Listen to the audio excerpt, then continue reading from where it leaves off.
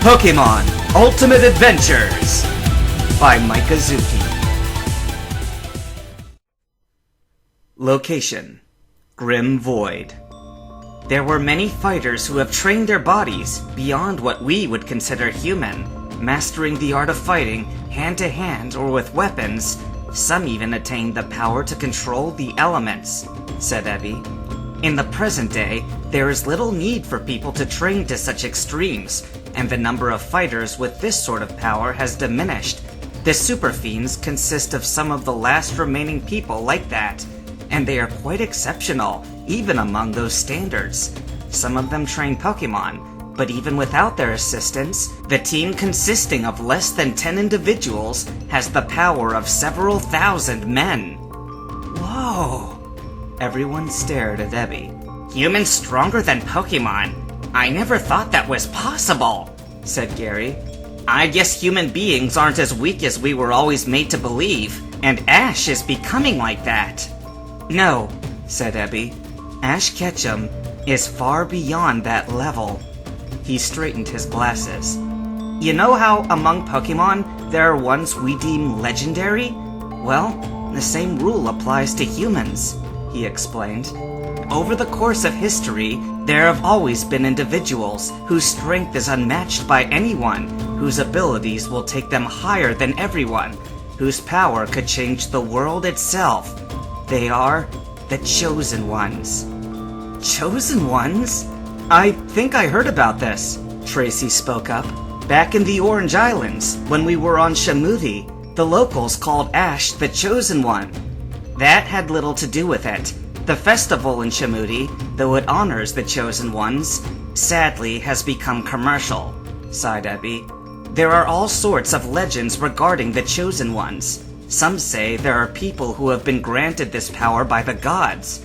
Others say that it is the earth itself that acknowledges the individual and gives them power. Whatever it really is remains a mystery, but in this generation, there are two Chosen Ones, Ash Ketchum and Skyrender. Gary looked down. Neither of these sound like levels I can or would try to attain. Training my body so hard I could control the elements. As for Chosen Ones being acknowledged by the gods and the spirit of the earth, it all sounds so... There are plenty of things in this world that can't be explained by science.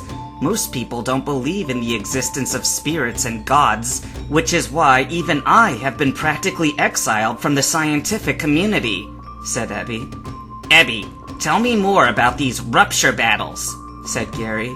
Let's see if I could use any knowledge of it to my advantage. They were nicknamed rupture battles because they were more violent than any Pokemon match today. People stopped having those because of the sorts of serious injuries they received.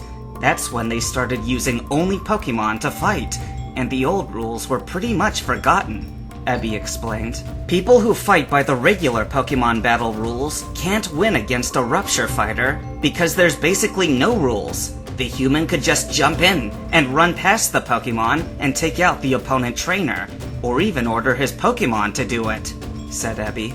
Then that's cheating! Tracy exclaimed.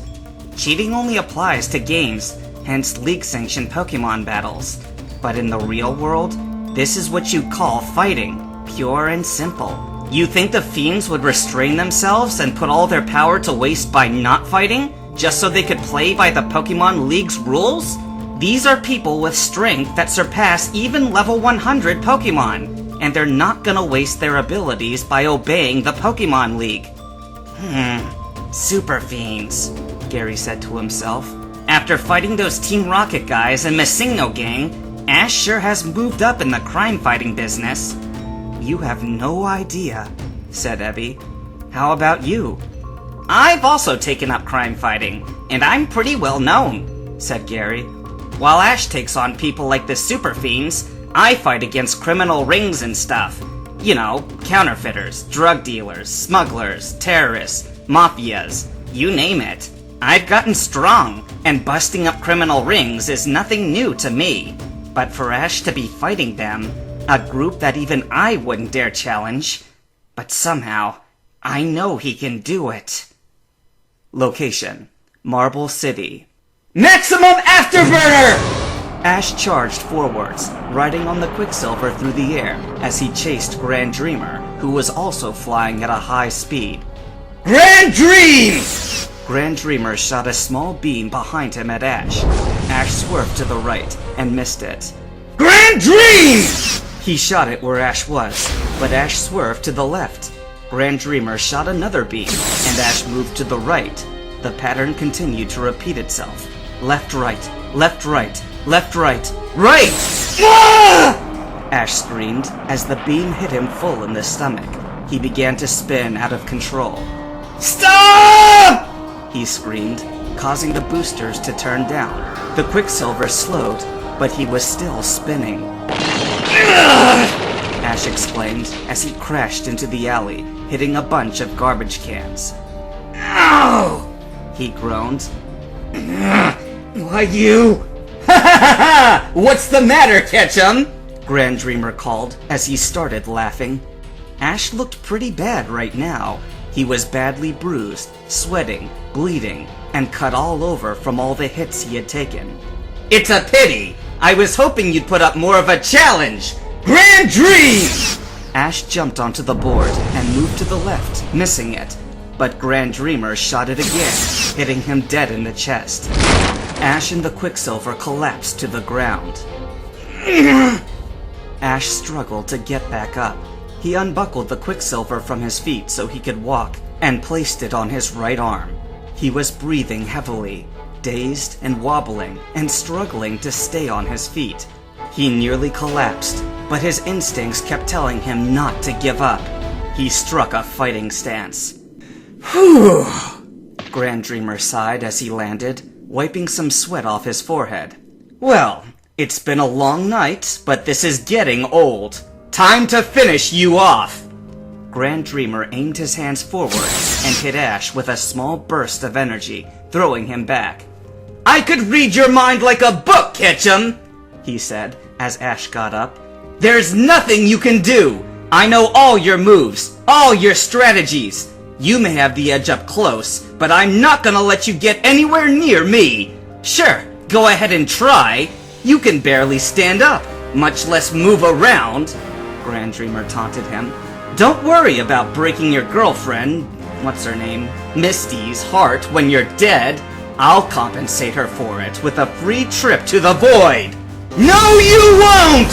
Ash shouted, and he charged forward at an amazing speed, which took even Grand Dreamer by surprise. Ugh! Grand Dreamer was sent flying as Ash swung his right armored arm and slammed him. Oh! Grand Dreamer looked at Ash, who was charging madly at him. Grand Dream! The huge beam slammed Ash and sent him flying and crashing into the wall. The beam ended, but Ash got right back up and charged again. Grand Dream! Grand Dreamer shot the beam again at Ash, only for him to again get back up. Damn it! Grand Dream! He shot them again and again, but Ash kept getting up and charging. Grand Dreamer was gasping for air. He was wasting all his energy and not doing anything. Why won't you stay down? Grand Dream! He shouted as he fired the next beam. The clanging and crashing echoed through the city. Ash stood there, his head facing down, and without looking up, he swung his right arm and hit the beam, sending it crashing to the side. What? Grand Dreamer exclaimed. No! He gasped. That boy, where was he gaining his strength from? That's impossible! Well, someone forgot to tell me that! Ash smirked as he ran forward. Grand Dreamer exclaimed as Ash uppercutted him. It was also because you're starting to weaken. Your attacks are losing strength, and each one you do is weaker than the next, said Ash as he took a fighting stance.